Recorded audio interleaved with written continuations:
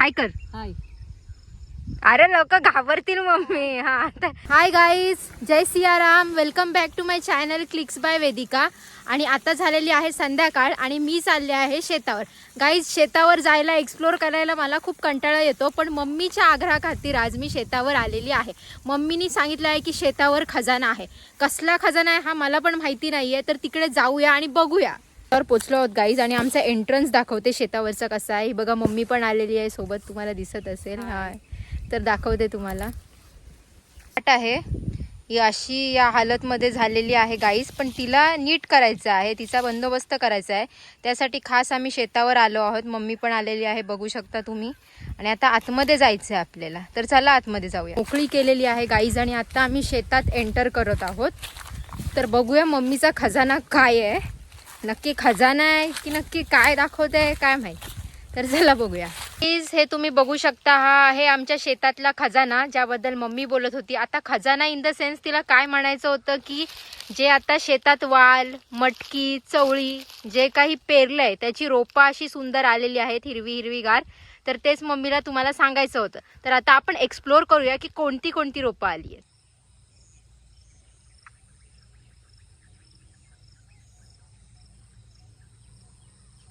हाय कर. हाय. अरे लोक घाबरतील मम्मी. हा ठीक आहे, तर सांग, खजाना सांग तुझा. खाली मटकी तुडवलीस बघ. सॉरी. हे वाल आहेत उगवलेले, ज्यांना शिंपणा लागत नाही. ही चवळी आहे. पुढे ही मोठी चवळी पांढरी.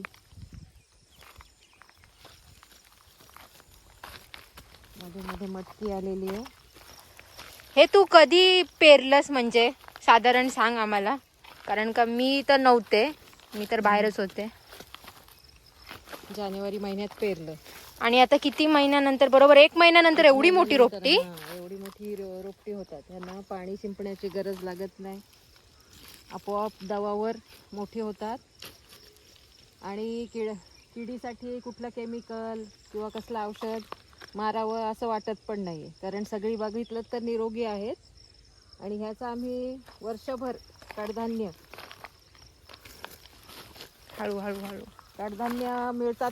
कोणती कोणती? मूग, मटकी, वाल, हरभरा, चवळी, कोथिंबीर पण आहे का? कोथिंबीर, मुळा, पालक, हे सगळे आम्ही बिना केमिकलचे खातो. आणि शरीरासाठी ते अत्यंत हेल्दी आणि पौष्टिक आहेत. ओके गाईज, लास्ट इयर पण मम्मीने याची रोपट्यांची लागवड केली होती. लागवड इन द सेन्स असंच पेरलं होतं, आणि ते सुद्धा लास्ट टाइम आम्ही त्याचा लाभ घेतला होता. खूप सारी चवळी, खूप सारी मटकी, म्हणजे सगळं घरगुती होतं गाईज. हा दाखवते. मम्मीला पण गाईज मजा वाटते, कारण का ऑब्व्हियसली तिने एवढी मेहनत केली आहे तर तिला वाटणारच. बघू शकता तुम्ही, बघितले असाल काही रोपटी तुम्हाला दाखवलेत. अतिशय सुंदर, हिरवीगार, तेजदार अशी रोपटी आपल्याला बघायला मिळतात. आणि हे गावात उगवलेलं आहे गाईज, म्हणजे माझा जो गाव आहे तिथे. आणि हे काही खजानापेक्षा कमी नाहीये. तुम्हाला मला मुळा दाखवायचा आहे गाईज, ते 1 मिनिट तुम्हाला गाईज. तुम्ही हा मुळा असा हा आलेला आहे, विदाऊट वॉटर आणि विदाऊट फर्टिलायझर्सचा आहे हा सगळा. आणि हा आम्ही कंझ्युम केला त्या दिवशी, खूप छान होता गाईज. त्याचा पण ब्लॉग मी तुम्हाला लवकरच टाकेन, जेव्हा आम्ही काहीतरी या मुळ्याचं बनवू तेव्हा. आणि बघू शकता गाईज, हे बघा किती हिरवागार असा हा मुळा. मध्ये कोथिंबीर तुम्हाला इथे बघू शकता तुम्ही. ही बघा कोथिंबीर, इथे किती मस्त कोथिंबीर आहे, बिना पाण्याची, बिना खताची. बघू शकता तुम्ही गाईज. हे असे मूग आलेले आहेत, हे पण बघायला खूप सुंदर वाटत आहे. हे बघू शकता तुम्ही. मी हे साधारण किती महिन्यात तयार होतील? आता महिन्यात फुलं येतील. होळीच्या आधी सर्व पिकून शेंगा पिकतील आणि शेंगा येतील त्याच्यावर. ते एक शेंग काढून त्याच्यातून कडधान्य काढावं लागतं. मग ते उखलीने कुटतात किंवा सोलून बाहेर काढतात. ओके. हा आमचं ॲक्च्युली शेत आहे, आणि या शेतात सगळी पेरणी केलेली आहे, त्याच्यात हे रोपटे उगवलेले आहेत.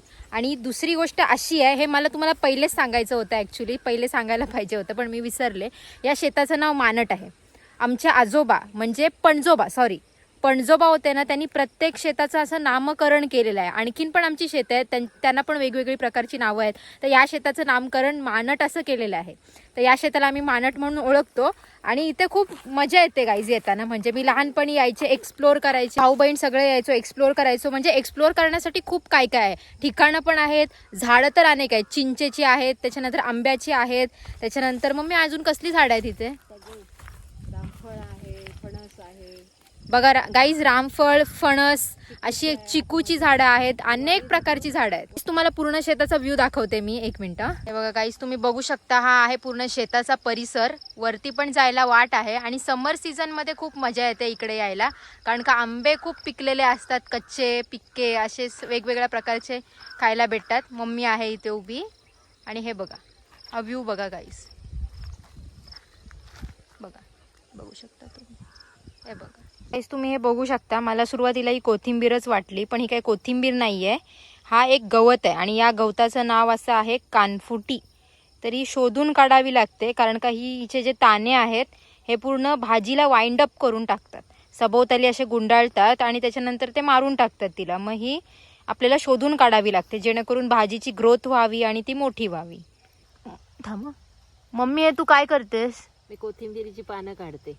कोथिंबीर गावठी, गावठी कोथिंबीर, वास बघ. वास तू तोडतेस आणि मला इथे वास वास येतो. येते. एवढी भारी भन्नाट अशी कोथिंबीर आहे गाईज. आजच्या जेवणात कोथिंबीर असणार आहे आपल्या. रेफा बनवायचा आहे त्याच्यात. हो हो गाईज, आम्ही जाता जाता मगाशी रेफा घेतला, म्हणून मला थोडा व्लॉग शूट करायला वेळ झाला, कारण का मी रिटर्न घरी गेले होते. सो गाईज, तिथून मी रेफा घेतला आणि आज रेफ्यात ही कोथिंबीर अशी मस्तपैकी असणार आहे. त्यात पुढे जाऊया, आणखीन कसले रोपटे उगले आहेत का किंवा काय ते, अरे जरा पाय सरकला, तर ते बघूया आपण. पुढे पण गाईज चवळीच आहे आणि मूग आहे, मटकी आहे गाईज. तेवढंच आहे, तेवढंच व्हरायटी आहे, तेवढंच म्हणजे खूप सारे झाले. ॲक्च्युली मी काय केलं नाही, मम्मीची मेहनत आहे सगळी. सो एवढी तरी खूप साऱ्या व्हरायटी झाल्या आहेत आपल्याकडे. आणि पुढे आणि तुम्हाला गवत पण दाखवते. दुसरं सांगायचं झालं तर ते म्हणजे हरभरा, जो मी मिस आऊट केला होता. मम्मीने करेक्ट करून सांगितलं की हरभरा आहे ते पण सांग. तर म्हटलं ठीक आहे, हरभरा आहे, सगळं आहे काय काय. इथून सावकाश सावकाश जावं लागत आहे, कारण का पायाखाली जर मी काय तुडवलं तर आज माझी काही खेर नाही. आमची मम्मी पप्पा जाम डेंजर आहे. तर मी हळूहळू सावकाश सावकाश चालते. जे पाठचं तुम्ही बघू शकता, इथे हा गवत आहे, गवत पण आहे तिथे. आणि इथे पण चवळीचे रोपटे आहेत. ते आमचं नाही आहे, आमच्या काकूचं आहे. तिने त्याची लागवड केलेली आहे या साईडला. ती पण येते कधी कधी शेतावर. गाईस, तुम्हाला मला भाजीच्या व्यतिरिक्त अजून एक गोष्ट दाखवायची आहे. ती म्हणजे अशी आहे की त्याची लागवड आम्ही स्वतः नाही केली आहे, ती नॅचरली आलेली आहे. तर एक सेकंद तुम्हाला मी दाखवते, कॅमेरा खाली घेऊन. हे बघा गाईज, हा तुम्ही बघू शकता की भाजीच्या व्यतिरिक्त पण अशा आपल्याला प्लांट्स बघायला मिळत आहेत ज्याचे मेडिसिनल यूज खूप आहेत. म्हणजे हा आहे भृंगराज, आता तुम्हाला सांगितलं तर तो नुसतं म्हणजे केसांसाठी नाही तर जखमेवर पण आपण त्याला लावू शकतो, जर इन केस काही इंजुरी झाली आपल्याला तर. मग बघा काय किती मस्त मस्त गोष्टी आपल्याला एक्सप्लोअर करायला मिळत आहेत शेतात.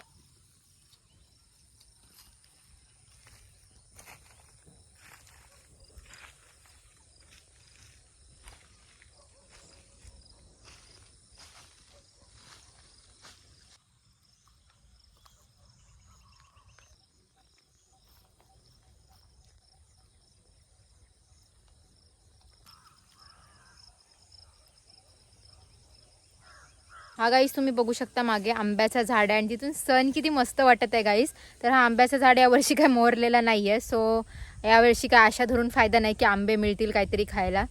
वाटते विकतचेच खावे लागतील. गाईस, शेतातला आंबा नाही मोहरला आहे, पण हा शेताचा जो बाहेर झाड आहे आंब्याचा तो मोहरलेला आहे. पण तुम्ही गाईस बघू शकता, मी तुम्हाला थोडं झूम करून दाखवते. मोहर तर पूर्णपणे करपलेला आहे. सो या आंब्याला आंबे लागतील की नाही हे तर आपल्याला आंब्याच्या सीझनमध्येच माहिती पडेल. आता मूळ ज्या कामासाठी शेतावर आलो आहोत तो काम करायचं आहे मम्मीला, आणि ऑब्व्हियसली मी पण थोडी मदत करणार आहे. तर आम्ही बेसिकली आलो आहोत गाईज वही बांधायला. आता तुम्ही म्हणणार वही बांधायला म्हणजे कशाला, तर गेट बनवायला. कारण का आता एवढा सगळे रोपटे उगवलेले आहेत, एवढे कडधान्यांचे जे रोपटे आलेले आहेत आपल्या, ते तिथे ढोरं गुरं येऊ नये एंट्रन्समधून, तर त्यासाठी आपण गेट बनवणार आहोत.